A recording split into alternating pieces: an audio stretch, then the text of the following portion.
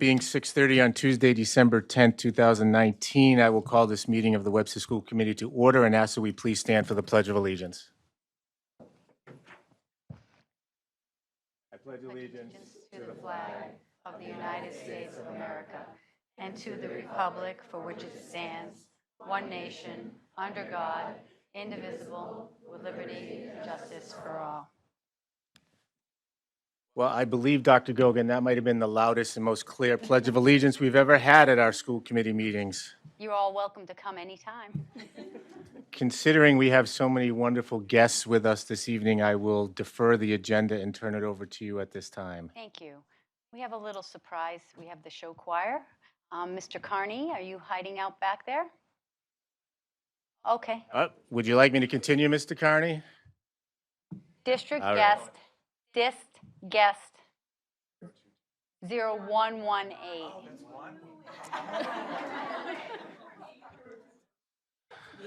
So with a holiday season, it's okay. It's a guest. With the holiday season, we thought we'd open up our meeting with a nice song from the show choir.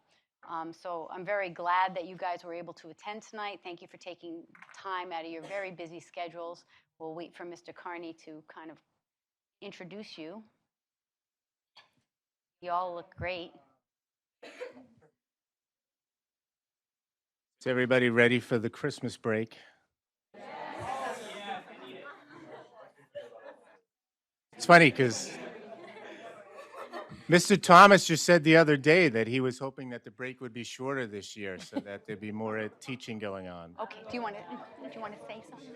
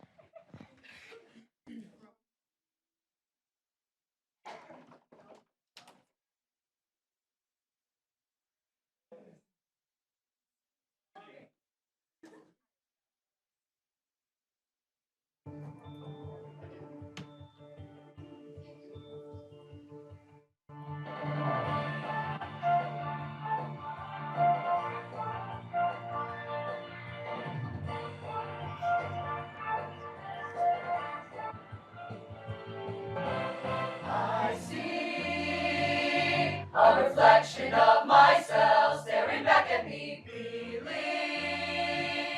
it's something that he's lost. I'm torn into someone who's still strong and one who's lost the will to keep on trying. So I look at him and say, our life, the world's on fire, and I'm coming back for you. It doesn't matter what you're thinking now, 'cause I'm gonna see this through. I'm gonna light the world on fire, then I'm coming back for you. You're gonna see this dream was worth it. I'm bringing you the proof.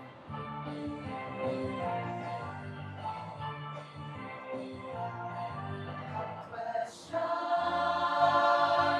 every step I take, but I've had enough. I'm gone. I'll leave you with your doubts, but I'm coming back sooner than you think. I won't stop till I know that you see triumph. So I look at him and say,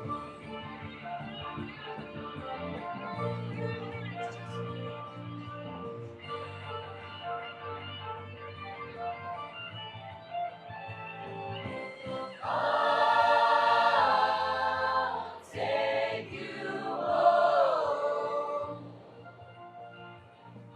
to the place that you once started. Once the world's on fire, then I'm coming back for you.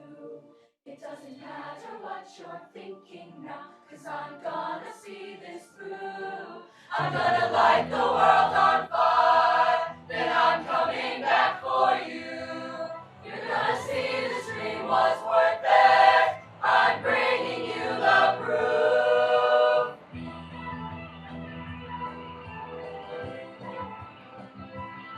I'm gonna light the world on fire.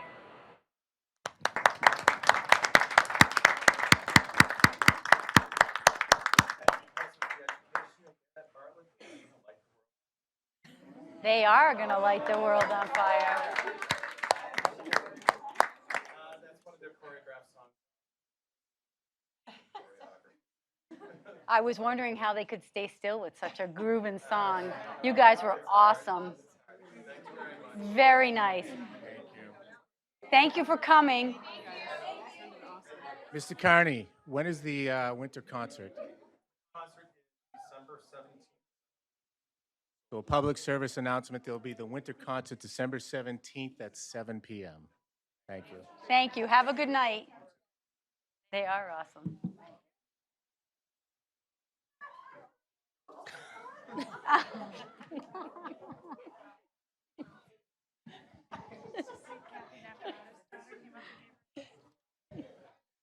Well, that was a wonderful surprise. So thank you very much, Dr. Gogan, and thank you to our show choir kids. Just a reminder that this meeting is being recorded, both video and audio. Continuing on with the agenda, we will skip the approval of the November 26, 2019 minutes this evening. Next item is the approval of the November 12, 2019 executive session minutes. I will entertain a motion to approve, and I believe these can be released as this item has already been addressed in open session. So moved. There's a motion and a second. Dr. Gogan, you don't disagree with the release? On the 12th you're talking about? Correct, yeah. Yes, that's fine.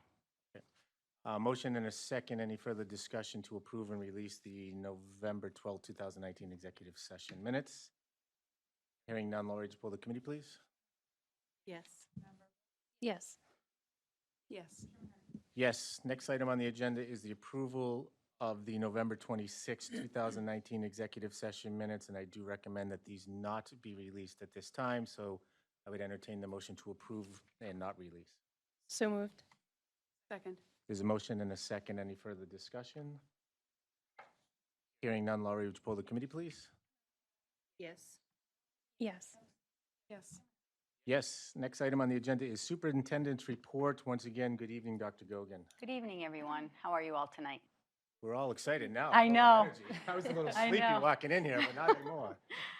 It's always nice to hear the kids sing, and upfront and personal, it doesn't get any better than that. They're very, very talented, and I want to give a shout out to Mr. Carney for all his hard work and our Music Boosters Club, and the talent that our students have is just remarkable. And I do like every time this year to have them here. It just helps us sort of get in that holiday spirit.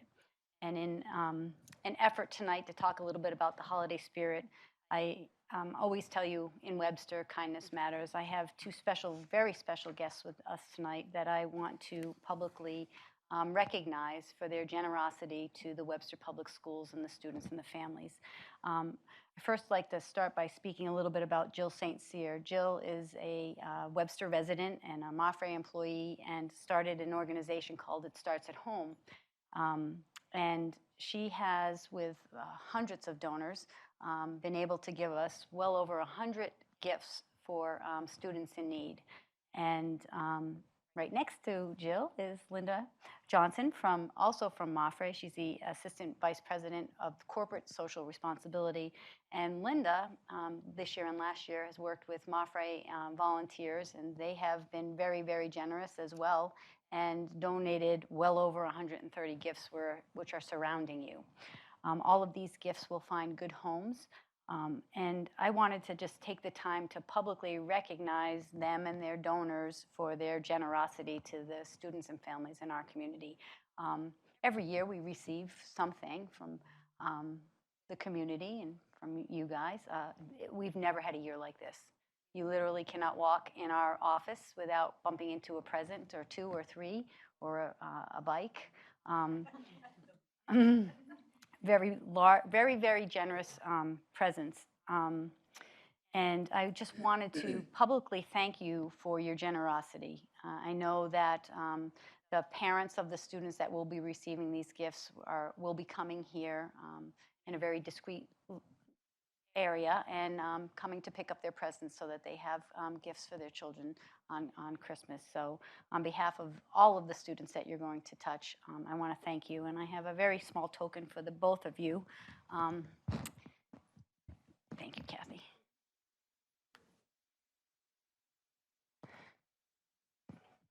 Here you guys go. Thank you very much. Thank you. Very happy to help. Well, we Absolutely. we didn't expect this much. Well, thank you. That's good. That's a good problem to have. Yeah. So I'd like to get your picture, the Oh, two sure. of you. You got it, Laura? Yeah. Let's get them. No. All right. Let's just take them. Yes. So as Lori's taking your picture, I also want to publicly thank Linda. We kind of started our friendship a couple years ago, and what Mafre does for the Webster Public Schools is just unheard of. You've helped us with connections with Boston Children's Hospital, Johns Hopkins research. With the Mafre employees, have donated well over 100 prom dresses. You've helped us make endless connections. Your volunteers have even signed up to be substitute teachers.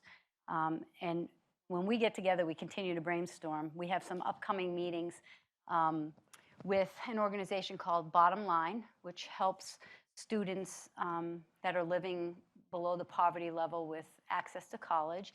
And we have another meeting coming up with someone from Mafre to talk about innovative pathways. So there's lots of good stuff that's going to continue to come from our partnership. And I truly can't thank the both of you enough. Thank you for being our angels. And let me just quickly reiterate what Dr. Gogan stated on behalf of the entire committee. Again, MAPFRE has been a tremendous partner for our school district for many, many years. And Jill, I've tried to follow your progress through social media. I'm not great with it, but it seems to me, and I can't imagine the amount of work that you and I'm sure many others have put in a very short amount of time, because if I understand correctly, roughly over 100 gifts for us, roughly 100 gifts for Thompson schools. I saw the Webster Housing Authority, you were providing gifts, and there's another group.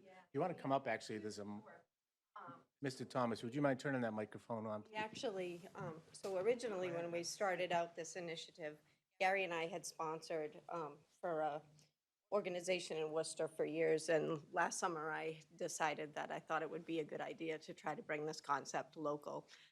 My nephew Nicholas was interning for us. We have a family business as well, and I asked Nicholas to set up a website and give this some thought. So we did that, and I met with Thompson Public Schools and met with Ruth Ann to talk about this idea that we had, and my original goal was 25 children. So to date, we are 241 children that we've sponsored through this initiative. That does not include coat drives and bicycles and setting up Christmas trees and other things that we've done.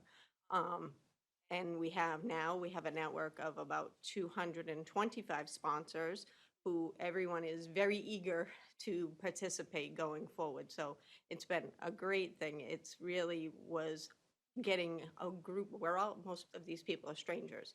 So it was really an exercise of bringing a bunch of strangers together for a common cause. And I'm pretty proud of the initiative. Well, again, thank you. It's amazing to watch it evolve far distance. Good. For sure. The wonderful thing is the numbers are much higher than you expected.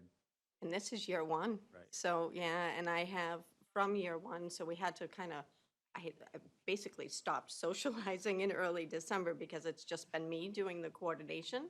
And our employees at our pest control company, thankfully, are family, so they now come and do deliveries for me while I'm working at Mafre during the day. So it's a little bit of a circle. Yeah, I've already had probably an additional 25 to 30 people say, oh, we're so sorry, we missed this year, can you put us in? They've registered for next year. So our intent is also to do some things quarterly. I've gotten some feedback from Thompson Schools, and I wanted to meet with Ruth Ann to have some conversations. But I think what we'll do is we'll probably do like a hoodies and sneaker drive. We'll probably do a back-to-school drive with backpacks and filling backpacks with all of the school needs of the children. And one of the things that was really surprising to me is Gary and I were out to dinner when I received Thompson School's list.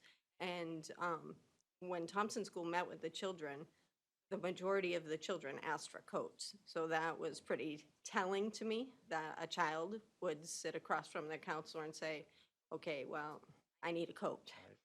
So that's why we had started that coat initiative, and we ended up getting well over. I know that my family that works for us brought over 60 coats there through donations, and I know some sponsors dropped off coats there directly, so I believe we did like 60 to 70 coats.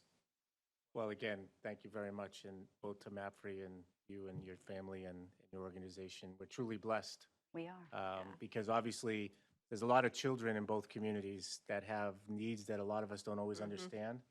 And to your point, if a child is being asked, you can pretty much have anything you want. Right, and they say a coat, you know that there's a gap we need to fill. I do want to give out a shout out to our guidance counselors who did work behind the scenes for both MAPFRE and for Jill's organization, collecting the lists and the ideas from particular students in a very discreet manner. So they've been working behind the scenes here. And Jill did come in and meet with them back in September, I think it was. So this has been a work in progress with And this. it's a first-year undertaking, you know, so we there's some things that I recognized on the site we need to change. There's some logistical planning that needs to change to improve, but certainly for year one, I'm not going to be upset about helping 241 children. Well, thank you very much. Great. In an effort to fill you in on some of the other things going on in our school, wonderful things, Mrs. Honig had told me that she had asked her class, her marketing class, to write a formal business letter to Santa Claus. And, you know, they got the actual address that they had to look up online for Santa Claus, because there is an actual address for Santa Claus. And students typed the letters and addressed them and sent them off. Mrs. Honig read over 70 letters, and most of the students, much to what you were saying, 95% of them didn't ask for gifts for themselves. They asked for gifts for their families or family time. But there were a couple students that did ask for gifts for themselves, and remarkably, they received them from Santa, whose address is USPS Operation Santa. So one student even received a PlayStation. So I believe. I think I better start writing this. So it's a very good feeling to give things to other people. And I know this past month of receiving the gifts here, for us here in this office, we just have a smile on our face every day. And so thank you. Thank you.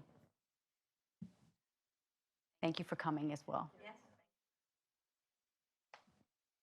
Enjoy your holidays. Happy holidays. Thank you.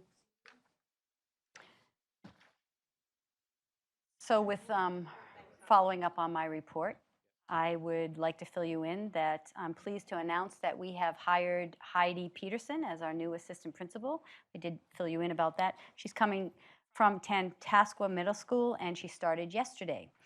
She's been an assistant principal for many years and has had the opportunity to work with students from preschool through high school. And she'll be joining us at our next school committee meeting when the middle school principal reports. I'm also pleased to let you know that I've extended Mr. Fran Thomas's contract as the Bartlett High School principal. We have hired Michael Sweeney as the guidance counselor. He had been filling in at the Webster Middle School as the long-term sub.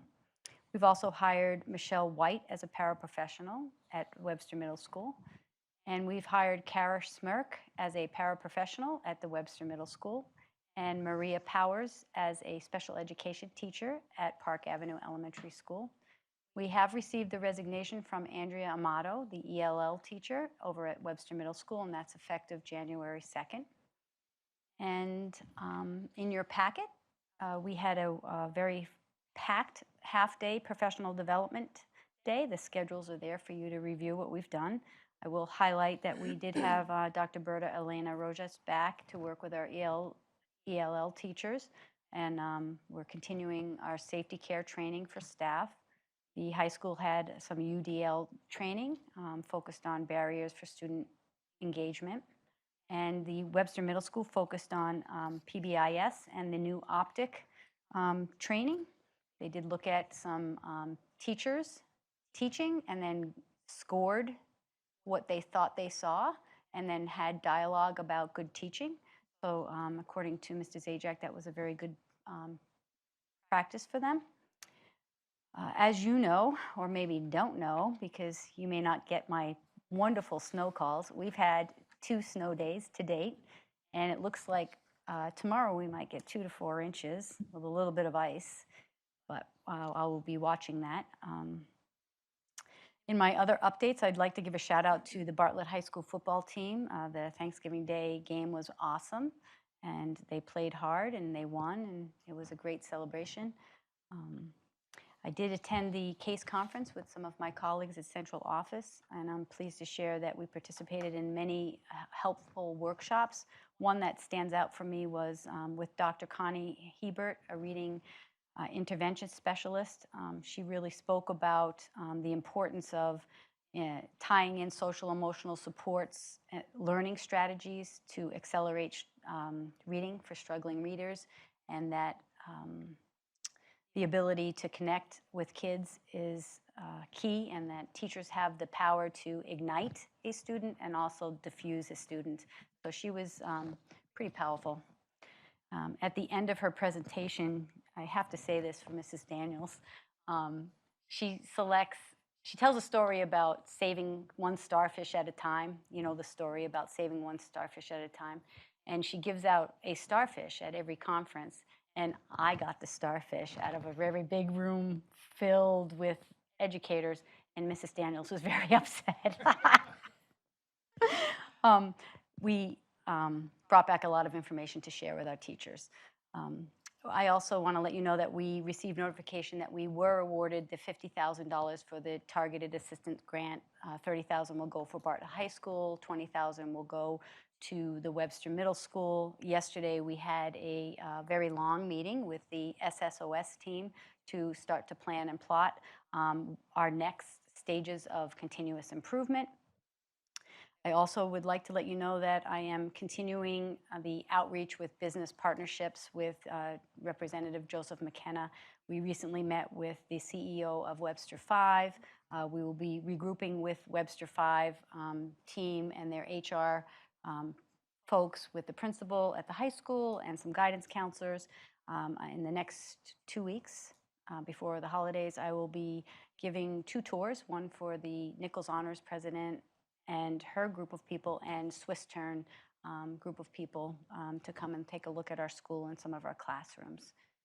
It is an extremely busy time of the year, and it's very nice to stop and pause and give thanks to others for what they do for you.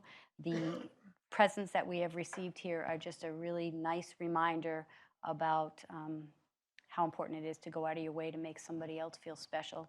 And I personally am grateful to be here and want to wish everyone a happy holiday season with their families and friends. And that concludes my report. Thank you very much. Any questions or comments for Dr. Gogan? I can give you the address for Santa. Well, I think we should give it to Mrs. Daniels, and maybe she could ask Santa for a starfish. Next item on the agenda is student update. Logan Peranto. Logan is unable to join us this evening, so we will table that. Next item is the Student Support Services update. Kathleen Barris. Good evening, Mrs. Barris. Good evening. Thank you for having me. I just prepared a brief PowerPoint. Just wanted to give you some more informational information, just so that you can kind of see, you know, the what we do in the Student Services Department, as well as our the number of students that we serve and the types of supports that we provide. So.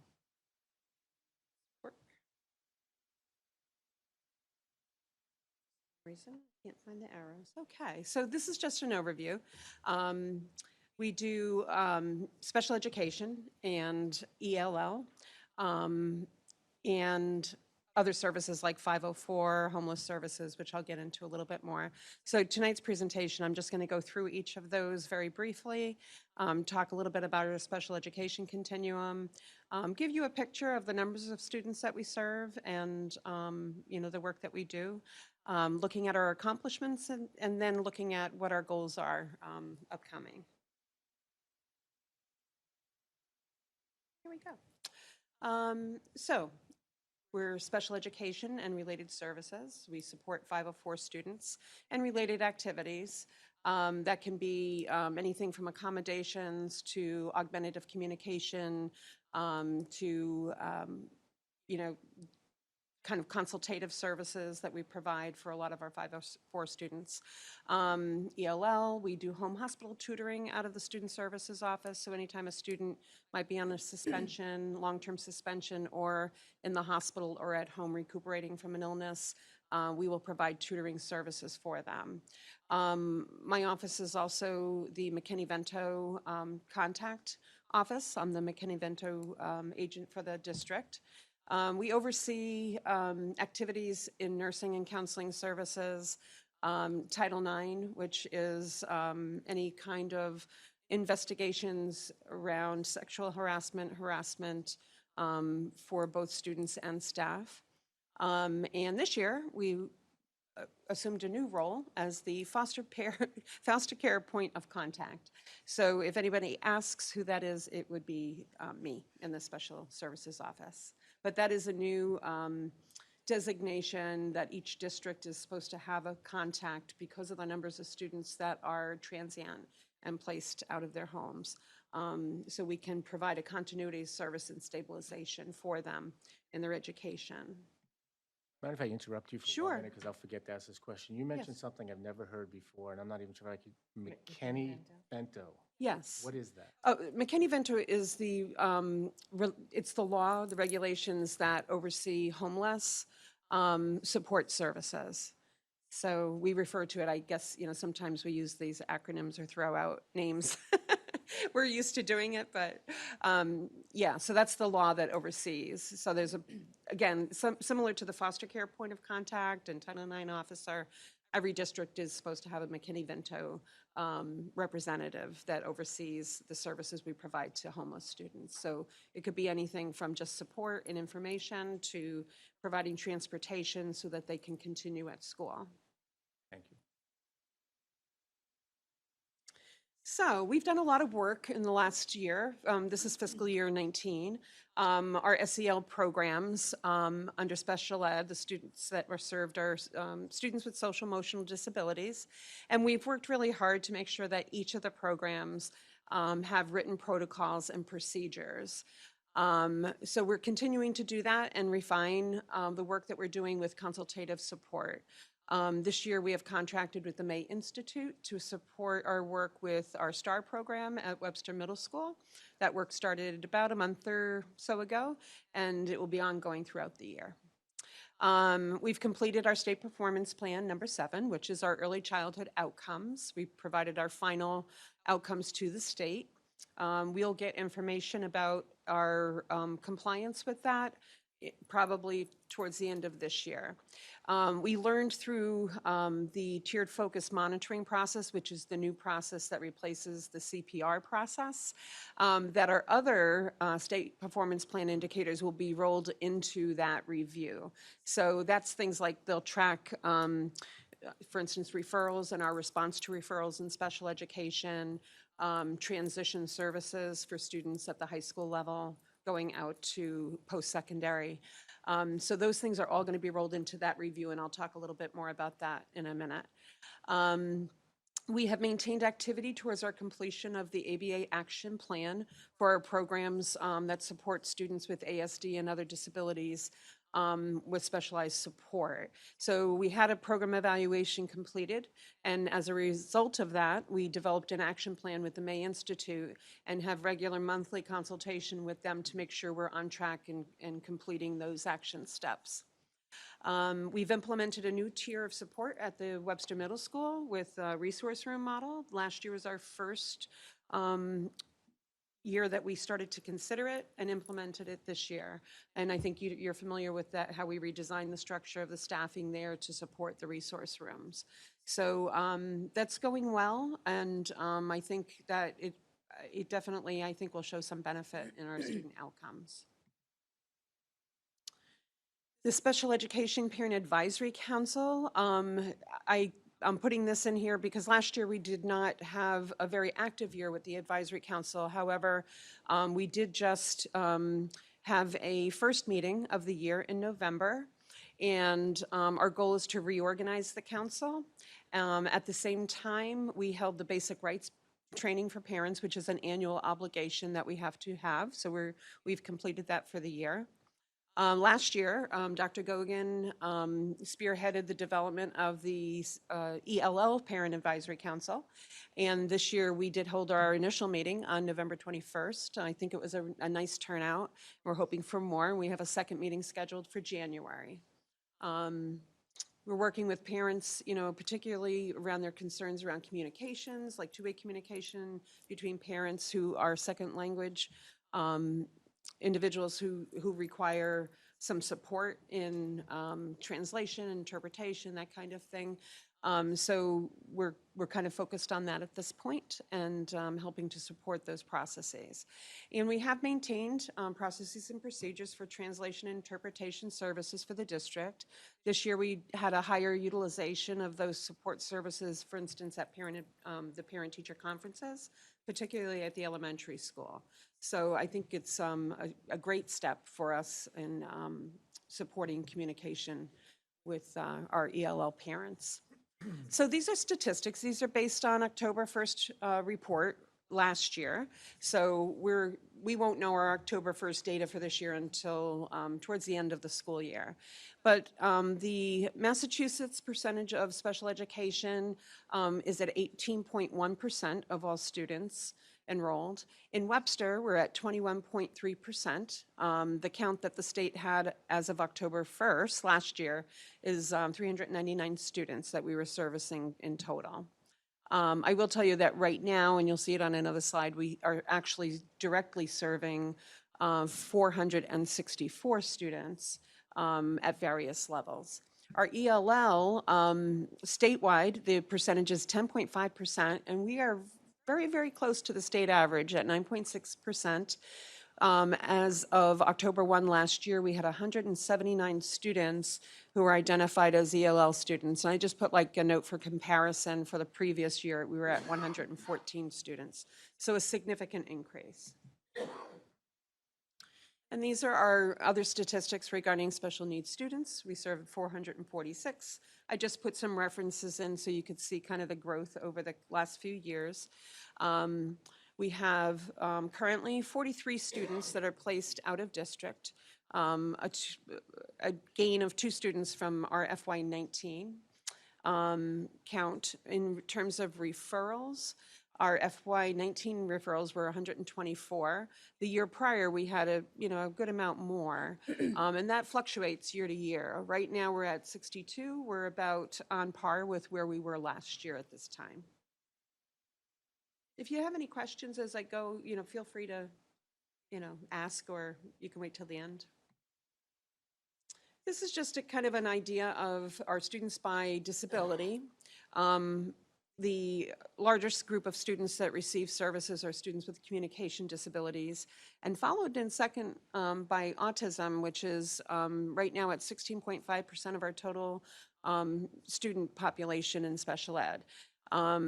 Typically, you would see like specific learning disabilities at a much higher rate. In our case, we have a very high rate of autism. And then learning disabilities, our emotional, students with emotional disabilities has also increased over the past couple of years and is, as you can see, kind of a more significant population. So again, I'm not going to go through each and every one, but you can see kind of where we are at with the types of students that we do serve. This is students by placement. Our goal is always to be at or around the state rate for full inclusion. And I can tell you that we are at about 65% of our students are educated in inclusive settings. That doesn't mean that those students aren't sometimes pulled for specialized instruction, but they spend more than 80% or so in the inclusion classroom. Students with partial inclusion services, those are students that are kind of between that 60% and 80% mark in inclusion. We're at only 13 students. We're about the state rate.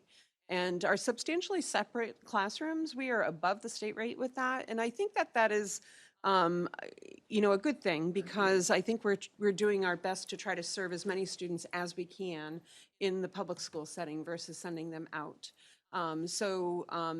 That rate's indicative of our efforts in building and sustaining programs that can serve those students.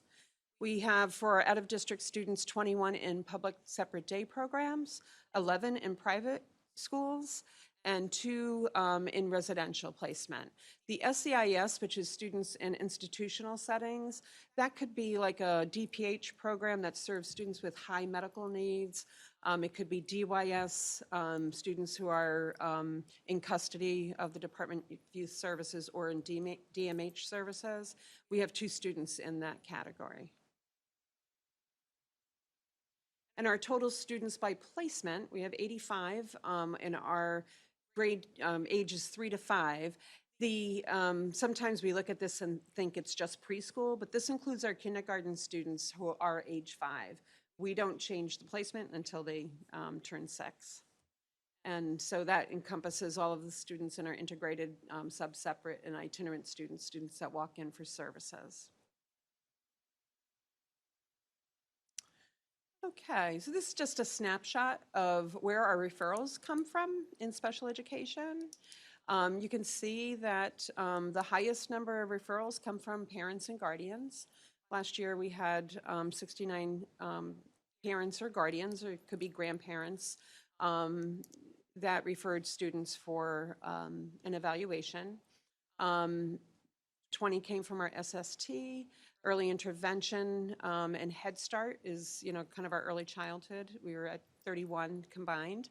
I just combined the private and parochial school students. That's typically by parents, so they kind of fell into that category. And then out of the 124 referrals from last year, we had 43 eligible, 38 not eligible, and carried over 33. And we did not complete 10, and that could be due to the student moved during the process, the parent declined the evaluation. The 33 carried over are either late spring referrals or referrals that we never got consent on until the summer. So those carried over into this year. So these are just some of the things that we're doing, just ongoing monitoring and implementation to assure compliance in all programs. Special education, ELL, which is highly regulated, 504. So we do have regular training with staff to assure that basic compliance is in place. Working with Monique Perangeli to update our special education webpage so that we can provide better communication and two-way communication through the Parent Advisory Council. We provide relevant updates for training to staff. Each year we're required to do program evaluation. We will be doing program evaluation at our secondary level this year for our 18 to 22 and life skills programs. And we are preparing for our tiered focus monitoring process. Dr. Gogan and I just went to a training in November. And the state provided a overview of what we'll be looking at for civil rights and special education. The focus of it is to take a look at where we are now in our accountability levels. So they'll be monitoring all of those some of those basic regulatory requirements for special education, but the focus is going to be on areas that the district may have had weaknesses in, either previously or through the problem resolution process. So we will learn more about that as we go. Our self-assessment is due May 1st, so we will be working on that after the holidays. And there'll also be additional training on the ELL portion of the tiered focus monitoring in January. So we haven't attended that training yet. Our goals are to basically continue the implementation from our program evaluations, recommendations to strengthen our program, such as the May Institute action plan that we've developed, strengthening our social-emotional programs, increasing our consultation supports there, strengthening our core SEL programs. We've been talking quite a bit recently with our PBIS consultants through the state, both through UConn and the other folks that have had us involved in all of the trainings. The middle school was the last group to go through a cohort training, and they are in year 3 of their PBIS training. So we are working with our contacts with PBIS to help to strengthen what we're doing for our core programs, our Tier 1 and Tier 2 supports for students, and to help minimize, some of the more urgent needs that arise, catching them early and using appropriate and research-based approaches for supporting students with issues. And continuing to, develop our programs based on our needs, research for the resource. We're looking at now potential resource remodel at Park Avenue, so we're taking a look at our numbers. I already mentioned the program evaluation. The support for specialized programs also in terms of instructional, academic instruction, and we're partnering with Title I this year to train all of our inclusion special education teachers in Wilson reading. And Janice Daniels and I have worked with Wilson to create a proposal, and we'll be having that training, the 3-day training in May. And we're preparing for our self-assessment.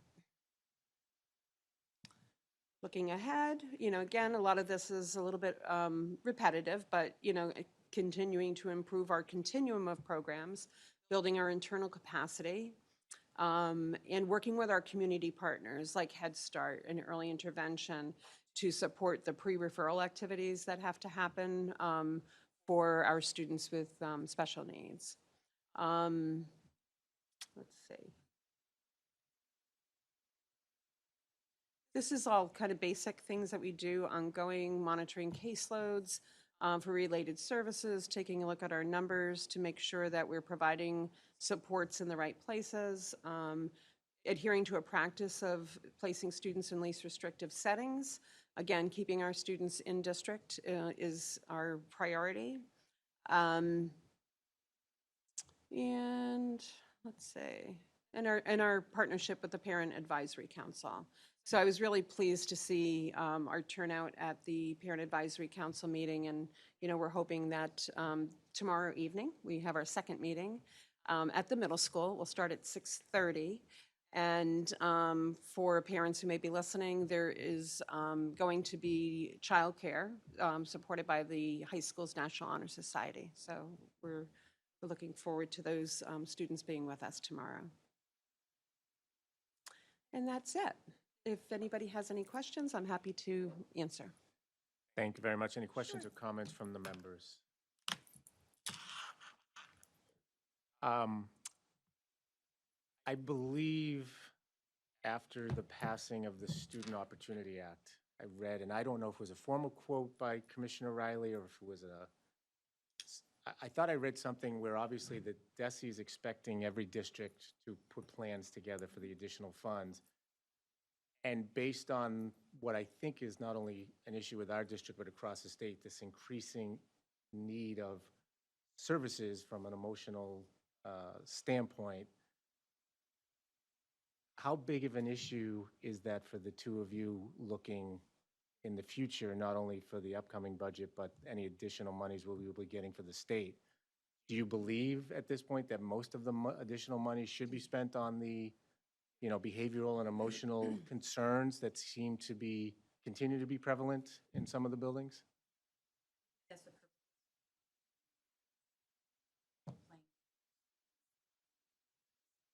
Subgroup, high risk. Certainly.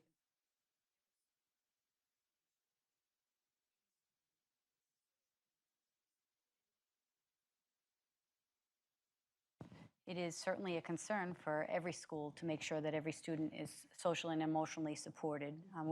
We're at the CASE conference and we were at a reading interventions workshop, and they're tying reading and learning to being supported emotionally. So the funds that we get, we have to have a plan for. We have meetings already set and scheduled. Some of what we're doing already will tie into that plan that we have to produce for the Department of Education. We have a new ELL parent advisory group.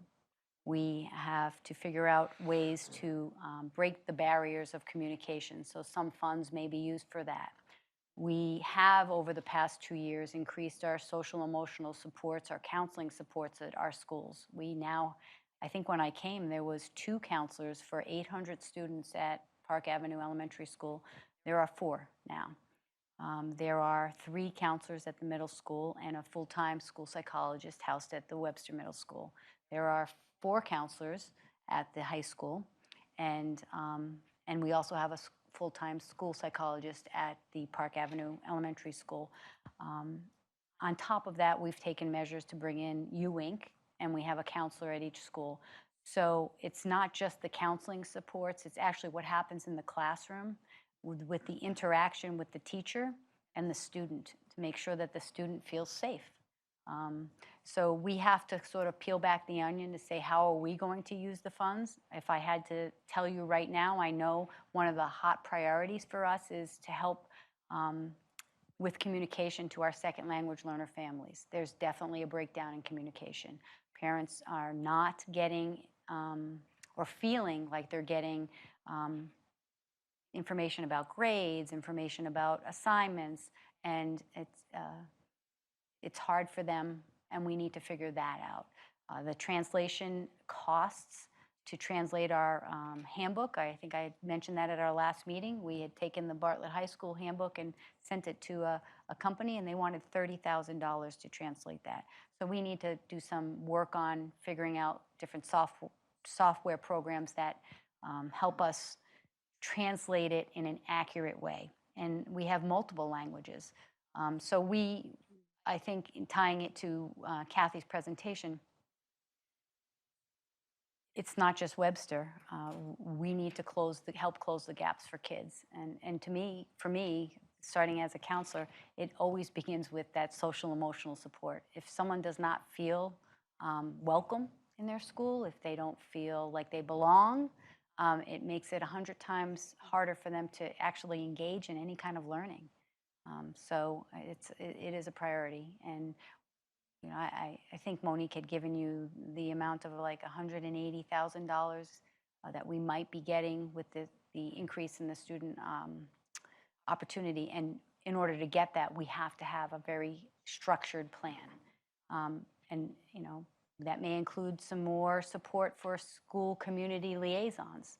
It is very hard to find bilingual staff, but quite frankly, we need bilingual staff on site. So my central office team and I will be sort of putting what we are already doing on paper and then what we would like to do with that. And I certainly will be bringing it to you. So that was a long-winded answer, No. but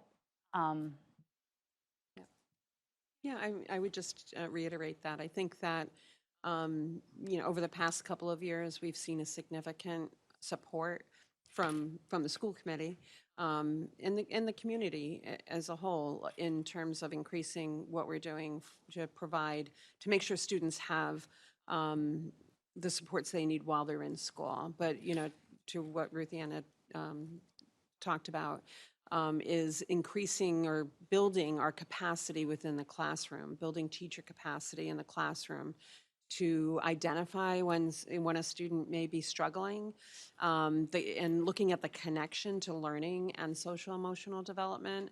A lot of the sessions that, we attended, like she explained the reading one. I went to one on, building, agency within, the classrooms and getting students involved in, understanding and looking at their own needs and being able to advocate for their needs with their teachers. But teachers, need to have that awareness as well. We have targeted professional development. Last year, we brought in, targeted individuals to talk about those kinds of things in the classroom, how you can manage, how you can not only manage difficult behavior, but also to recognize the signs, and to have a plan for each of those individual students, to be able to, try to be as successful as they can without, having a difficult time and blowing out of a classroom. So, our objective is to try to keep kids there and to have, those supports available to them when they require it. It goes back to the question that you continually ask us, Chairman Hurton, the school environment. What kind of school environment? What kind of culture?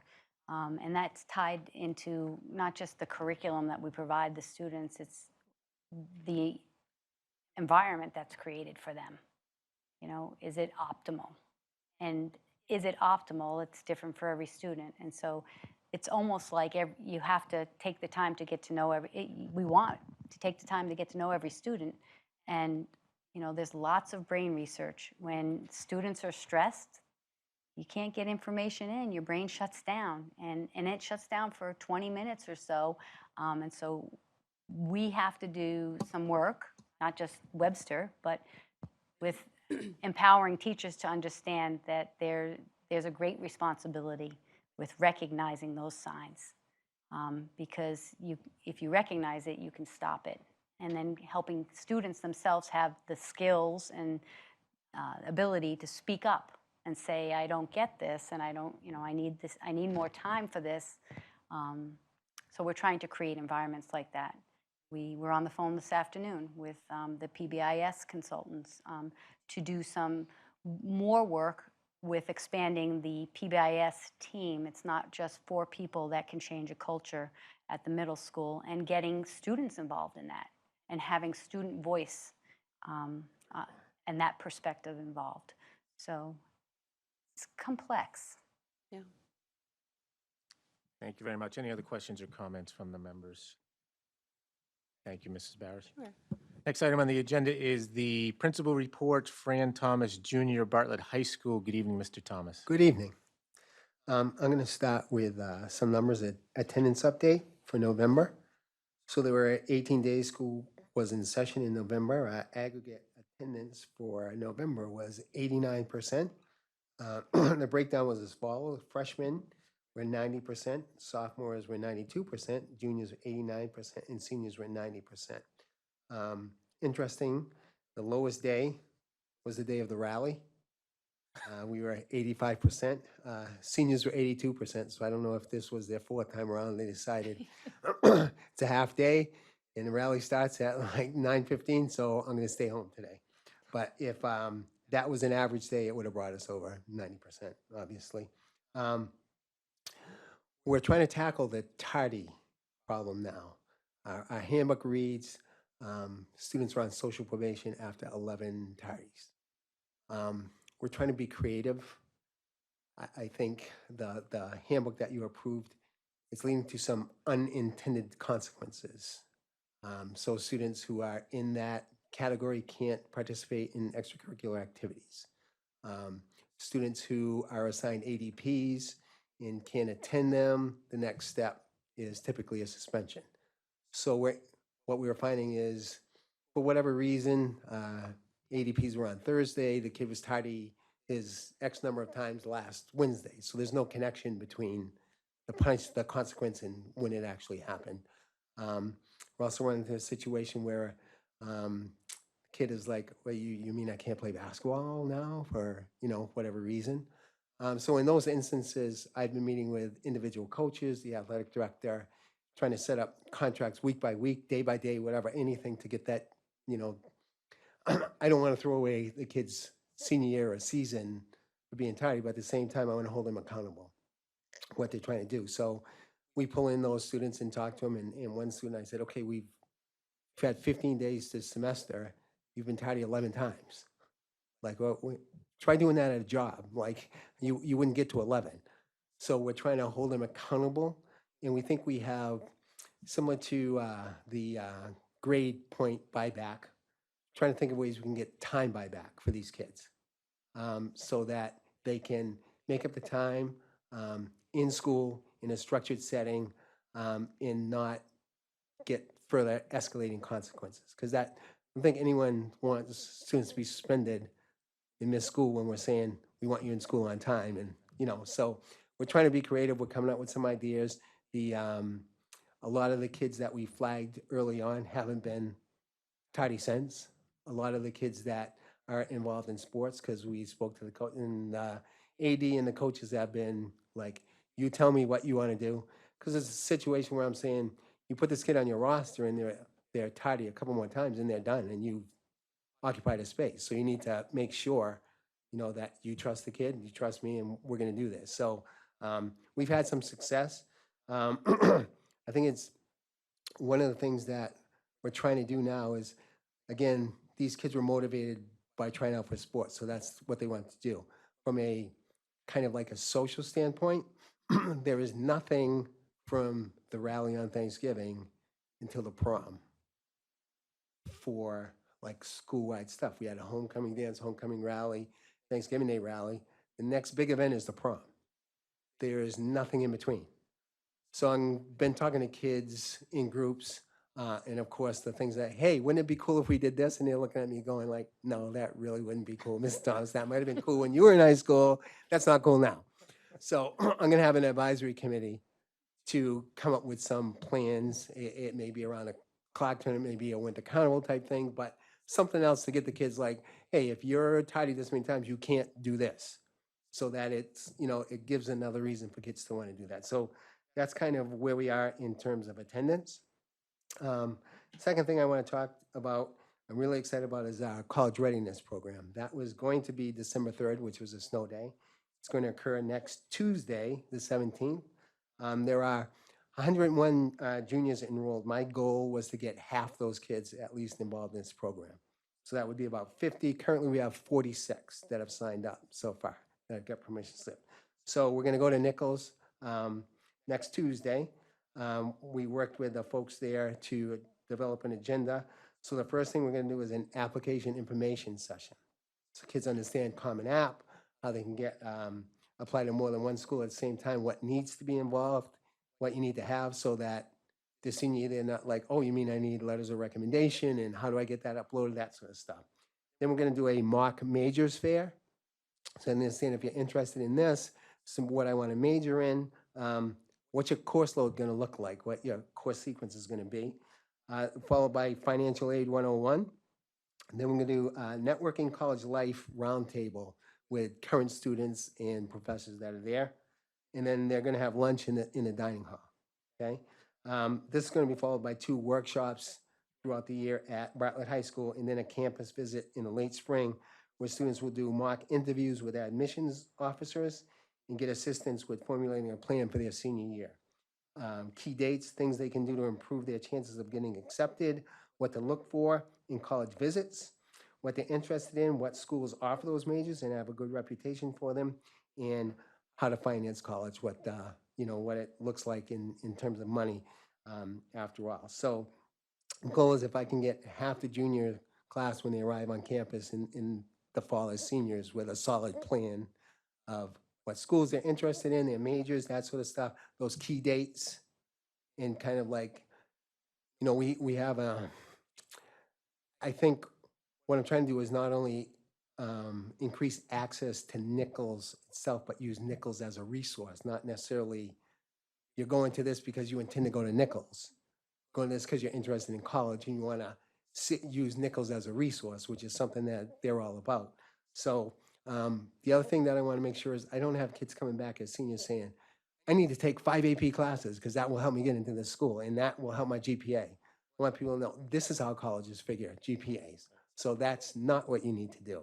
You need to do, so that kind of stuff will just get kids further along the way. And some of those kids are in Nichols Honors Academy, but they haven't been on that campus since freshman or maybe one time their sophomore year. So they haven't been involved in that type of discussion as well. Dr. Gogan mentioned TAG funding. So Janice Daniels was able to secure funding for activities related to our turnaround plan. One of the components of that, we're going to have another turnaround site visit. I spoke to Ms. Duhon from AR today. It's probably going to be either early February or March. I didn't want to do it the last week of February. We have some PD there. Plus, I didn't want to do it the week the kids came back from February vacation. I know that would show then. So that will help us unpack those things, continue some PD, and review the implementation phase of where we are. The last thing I want to talk about was the honor celebration. This was one of those things where, as a newbie, I was in cafeteria one day, and we had this poster up there. It was like Senior Honors Banquet 2018. There were all these signatures on there. I'd seen it a million times. And one student said, "So, Mr. Thomas, when are you having the honors banquet this year?" I said, what are you talking, like, what's an honors banquet? Well, we usually have it this time of year. And so I started asking people like, oh, it's a big process. It's huge. It takes all this time. It has all this stuff. So I went to Dr. Gogan and she said, yeah, you got a couple weeks to get this ready because we need to get it done. So it was going to be the 3rd. It got snowed out and we had to do a quick pivot because we were looking at the conflicts with sports. I mean, the kids who were here tonight, like, you don't know how many of those kids went to indoor track, basketball, or something before they stayed for a show choir till 8:30 or whatever tonight. So we looked at some dates, and the further we pushed it out, the more conflict there was going to be. So we went to the Wednesday, the half day, because we had some more flexibility with trials because kids got out earlier, whatever. We had 57 kids, I believe, that were eligible for this, and we had 49 of those were able to attend and bring their families. So we ended up between 150, 170 people that we served that night. I want to shout out to Lake Pizza, donated the pasta, the sauce, and the meatballs, our food services manager and our cafeteria staff, evening custodians, and then the Bartlett High teachers who pitched in one way or another because it was a lot of work in a short period of time. And then we had to pivot again once it was canceled because of snow. So we got it done. Dr. Gogan couldn't be there that night, but she said, yeah, just do it. I went, it's okay that I'm not there. Just make sure it gets done. So I'm like, okay.